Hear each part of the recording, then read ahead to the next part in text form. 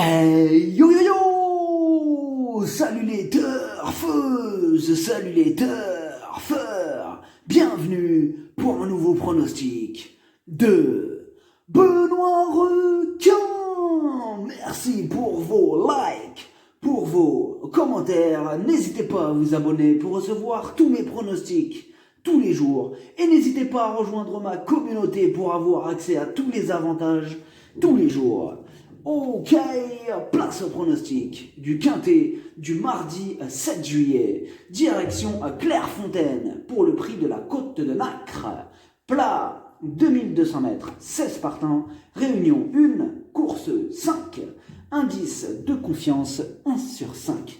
Ce Quintet est très ouvert. On se dirige droit vers une arrivée surprise. C'est du plat, tout est possible. À jouer avec modération.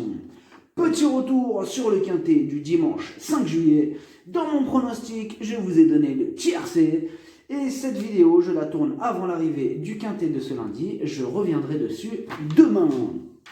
Une citation de Mère Teresa, religieuse. Ce qui me scandalise, ce n'est pas qu'il y ait des riches et des pauvres, c'est le gaspillage. C'est vrai, elle a raison, elle avait raison. Et pour info, le niveau qui donne accès à tous mes tickets pour la course du Quintet, c'est le niveau 3 qui s'appelle Yo-Yo Total VIP. Donc n'hésitez pas à rejoindre ma communauté et vous récupérez tous mes tickets dans l'onglet Communauté. Ok, c'est parti, on commence le pronostic et on commence avec le numéro 1, Alaba. Il est dans une forme olympique. Il a remporté ses 2 dernières courses. Certes, c'est le plus chargé de ce Quintet et il a été pénalisé de 3 kilos, mais il semble encore compétitif pour un excellent classement, de surcroît avec Super Badel aux commandes. Le numéro 2, Royaliste. Mieux vaut ne pas le juger sur sa dernière contre-performance, car ce jour-là, il a eu un parcours exécrable. Il est confirmé à ce niveau et il apprécie cet hippodrome. Mieux vaut lui redonner sa chance. Le numéro 3, Gracian.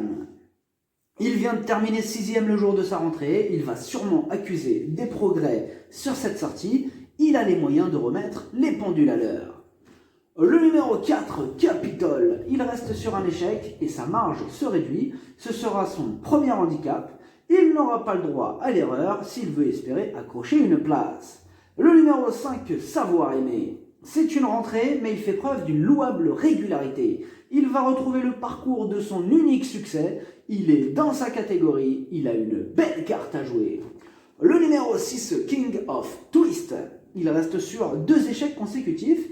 Il aurait préféré une piste en sable fibré. Au vu de ses dernières performances, on a surtout besoin qu'il nous rassure, mais c'est du plat. Et l'on sait que dans cette discipline, tout est possible. Le numéro 7, Wookie. Il a le défaut de ne pas toujours répéter ses bonnes sorties et à ce niveau, il a montré quelques limites. Néanmoins, il dépend de l'entraînement de Jean-Claude Rouget et l'on doit lui accorder une note de méfiance. Le numéro 8, Reliable Sun. Sa régularité fait plaisir à voir. Il est tout simplement à l'arrivée de toutes ses courses. Il est en plein dans sa catégorie. Ce mardi, il est incontournable. Le numéro 9, Cressida.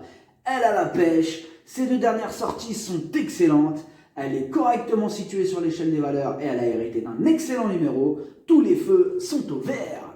Le numéro 10, Gaius. À ce niveau, il enchaîne les échecs et il a hérité d'un mauvais numéro. En revanche, il sera piloté par le très en forme Pierre-Charles Boudot. C'est une surprise possible. Le numéro 11, Gomberner. Il a la pêche, il reste sur 2 victoires consécutives. Certes, c'était au niveau inférieur. Cette fois-ci, il monte de catégorie, mais il a hérité d'un bon numéro. Et donc, sur sa grande forme, il peut jouer les troubles fêtes. Le numéro 12, Marrakech Express. Dans l'ensemble, il est plutôt régulier, mais au niveau Quintet, il ne cesse de décevoir. Il lui faudra donc un parcours en or pour espérer se mêler à l'emballage final. Le numéro 13, Amazing Grace. Amazing Grace, elle en revanche n'a plus à faire ses preuves à son... c'est les travaux maintenant. Alors donc je disais, elle en revanche n'a plus à faire ses preuves à ce niveau de compétition. Elle est régulière et elle donne toujours son maximum en course. Elle va défendre chèrement ses chances. Le numéro 14, Kaira. La régularité ne fait pas partie de ses principales qualités. En 8 courses, 3 fois à l'arrivée.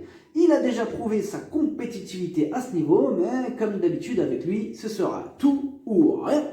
Le numéro 15, Trucco. Il n'a que 6 courses au compteur. Il reste sur un échec au mois de mai. Il sera muni de hier australienne pour la première fois de sa vie, donc méfiance. Le numéro 16, Deacon, il reste sur 2 échecs consécutifs, sa marge se réduit, il va devoir sortir le grand jeu pour espérer accrocher une place. Bon, il va tenter de profiter de sa situation en bas de tableau et de son bon numéro. Le pronostic, ça donne As, 9, 5, 8, 13, 2, 3, 10, cheval de complément le 11, si jamais un autre partant, ça peut arriver le 14. Merci d'avoir suivi cette vidéo, n'hésitez pas à vous abonner pour recevoir tous mes pronostics tous les jours et n'hésitez pas à rejoindre ma communauté pour avoir accès à tous les avantages tous les jours. Les jeux d'argent sont dangereux, à consommer avec modération. Bonne chance, chopez-le moi. Ciao.